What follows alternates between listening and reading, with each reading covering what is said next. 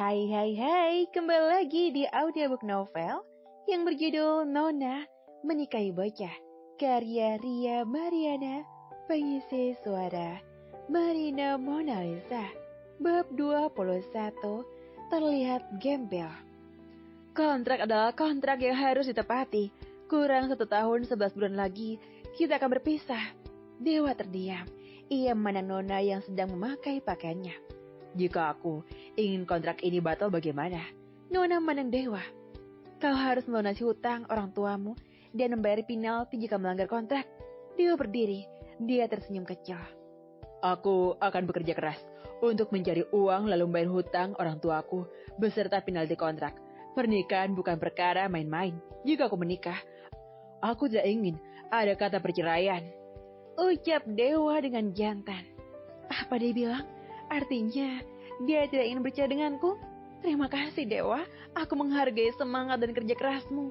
Dewa keluar dari kamar rahasia itu. Nona mengikutinya. Ucapan Dewa tadi membuat Nona tersenyum kecil. Dia lantas memeluk Dewa dari belakang. Bocah itu terkejut. Terima kasih. Kau memang pria baik, Dewa. Perjuangkan pernikahan ini jika tidak mau ada kata perpisahan. Ucap Nona. Mari. Kita sama-sama perjuangkan dan buang pil KB itu. Jika kau masih minum pil KB, maka kau anggap kau sudah menyerah dalam pernikahan ini. Jawab Dewa. Dewa melepas pelukan Nona. Tangan Dewa menggenggam tangan Nona. Mereka saling bertukar pandang. Benih-benih cinta sepertinya mulai muncul di antara mereka. Aku berangkat kerja lagi ya. Pesananmu kutaruh di meja. Ucap Dewa. Nona menganggukkan kepala. Dewa mengelus kepalanya lalu pergi meninggalkan ruangan Nona. Setelah Dewa keluar dari ruangannya, Nona malah teringat pergumulan tadi yang membuatnya salah tingkah. Dewa memperlakukannya dengan lembut, membuat terbuai dalam kenikmatan. Nona lalu bercermin. Dia menyisir rambutnya yang acak-acakan. Dia berpikir, apakah malam ini harus sedikit bersolek untuk menyambut Dewa yang pulang ke rumah? Tidak. Ayahnya kini sedang sekarat. Nona harus menemani ayahnya di rumah sakit. Di sisi lain, Dewa akan melajukan motornya. Tiba-tiba terhalang oleh Elara. Elara tersenyum dan seketika Dewa turun dari motornya. Ella, apa yang kau lakukan? Tanya Dewa. Aku di sini sih mau ketemu tanteku, tapi sepertinya kita berjodoh ya. Dengan malas, Dewa sedikit mendorong tubuh Elara, tapi gadis itu malah meluknya. Dewa meronta, tetapi dekapan Elara semakin kuat. Ayo kita berkencan, Dewa. Kau gila, aku sudah beristri. Jawab Dewa, mendorong Elara dengan kuat. Haha, bagaimana jika teman-temanku tahu kau sudah menikah dengan tanteku sendiri? Dewa tersenyum kecut. Sana bilang, aku tidak peduli. Dewa mendorong tubuh Elara, lalu menaiki sepeda motornya. Elara tertawa memandangi kepergian Dewa. Dia segera masuk ke kantor Nona. Elara memang memiliki kepribadian yang aneh karena semasa ibunya mengandung sempat minum obat aborsi. Setelah sampai di depan kantor Nona, Elara mengeluarkan sebuah petasan dan menyalakannya tepat di depan pintu Nona.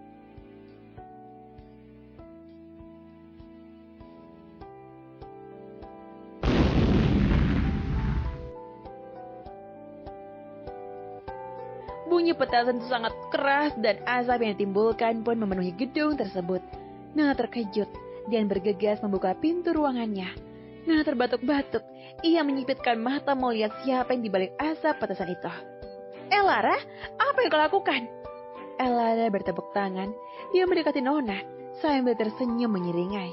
Di saat itu juga Arsal datang dan melihat keributan itu. Ada tidak apa-apa Nona? Tanya Arsal. Panggilkan Kak Bara, Elara membuat ulah di sini. Ucap Nona. Arsal menganggukkan kepala. Dia menelpon Bara dan menyuruhnya kemari. Elara lalu mendekati Nona dan Arsal seketika melindungi Nona. Saya tidak segan untuk mematakan tangan Anda jika berani menyentuh Nona. Ucap Arsal. Elara tertawa terbahak-bahak.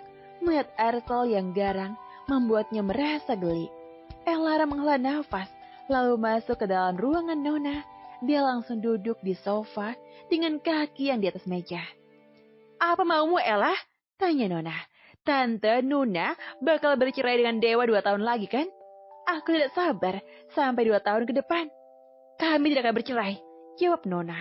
Elara langsung berdiri. Ia mendekati Nona, tetapi Arsel sudah menghalanginya. Wajah Elara menjadi pias. Bagaimana bisa Nona berkata seperti itu? Di saat bersamaan, Bara datang.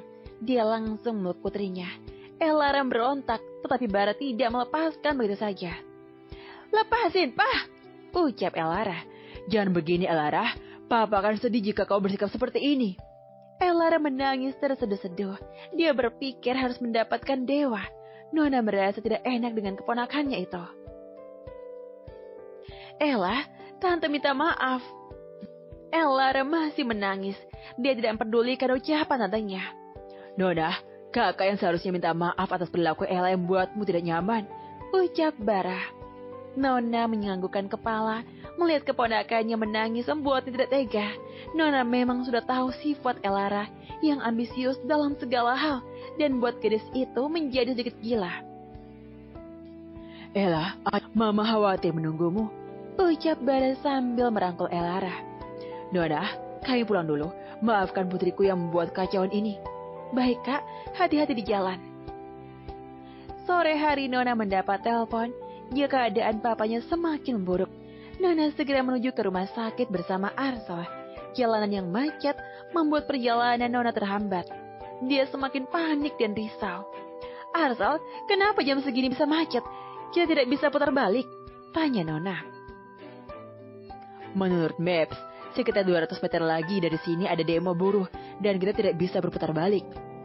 Nona menggigit jemarinya. Dia semakin panik. Dia lantas berpikir kenapa tidak berlari saja, mengingat jarak tempat ia berada hanya 1 kilometer dengan rumah sakit. Arsel, aku akan berlari saja. Jangan cegah aku, ucap Nona. Tapi Nona, turun dari mobil berlari melewati kemacetan parah. Bunyi klakson terdengar saling bersahutan, menambah keramaian sore ini. Dia berlari sampai hak sepatunya patah membuatnya kebingungan. Nona akhirnya melepas sepatunya dan berlari tergesa-gesa. Batu kerikil dan beberapa benda lainnya yang membuat kaki Nona terluka tidak ia hiraukan. Wajah ayahnya selalu terbayang. Buliran air mata nampak menetes dari sudut mata Nona. Dia menyekanya sambil berlari.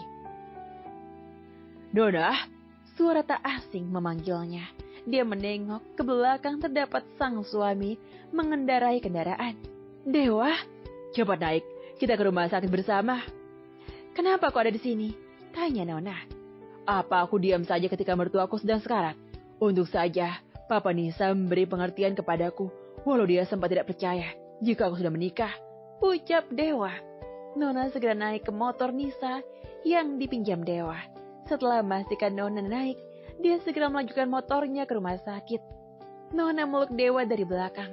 Tubuh Dewa malah merinding, tetapi dia menepis pikiran kotornya. Setelah beberapa menit sampai di rumah sakit, mereka segera masuk dan menuju ke ruangan ayah Nona.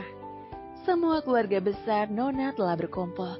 Mereka langsung menatap sinis Dewa yang terlihat kucel. Bagaimana keadaan ayah, Bu? Tanya Nona. Ayahmu sudah diperiksa, ucap ibu lalu melirik Dewa. Tidak bisakah suamimu ini sebelum datang ke sini kau suruh mandi? Dia terlihat seperti gembel, ucap ibu dengan sinis. Bayu dan Bagas hanya tersenyum kecil sedangkan Dewa memperhatikan penampilannya yang berantakan karena sedari tadi restoran sedang banyak pelanggan. Jika saya mengganggu pemandangan kalian, mending saya keluar saja, ucap Dewa. Nona langsung menarik tangan Dewa. Tetap di sini saja, pasti ayah juga ingin melihatmu, ucap Nona. Minta dukungannya dengan memberi like, komen, vote, beri hadiah, dan rate 5 pada novel ini. Kalau kamu mau dengar audiobook lebih banyak dan gratis, segera download Audiotune.